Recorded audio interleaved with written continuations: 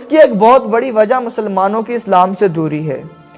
اتنا مسلمان اسلام کا مطالعہ نہیں کرتے، قرآن اور احادیث کا مطالعہ نہیں کرتے جتنا یہودی کرتے ہیں، کیونکہ کہتے ہیں کہ جب کسی دشمن کو ہرانا ہوتا ہے تو اس کو پوری طرح ریڈ کر لو، اس کے بارے میں پوری طرح جان لو۔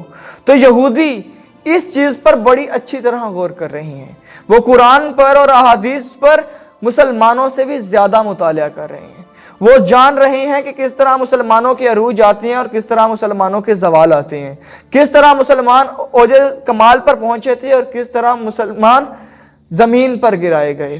وہ ان تمام احادیث کا مطالعہ کرتے ہیں جس میں اللہ کے نبی نے پیشن گوئیاں فرمائی تھی کہ اس طرح مسلمان دوسری قوموں پر غالب آئیں گے اور اس طرح مسلمانوں پر عروج آئے گا۔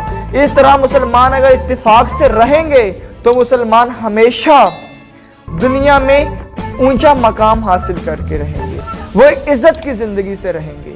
اس طرح مسلمان اتحاد سے رہیں گے تو اس طرح ان پر عروج آئیں گے۔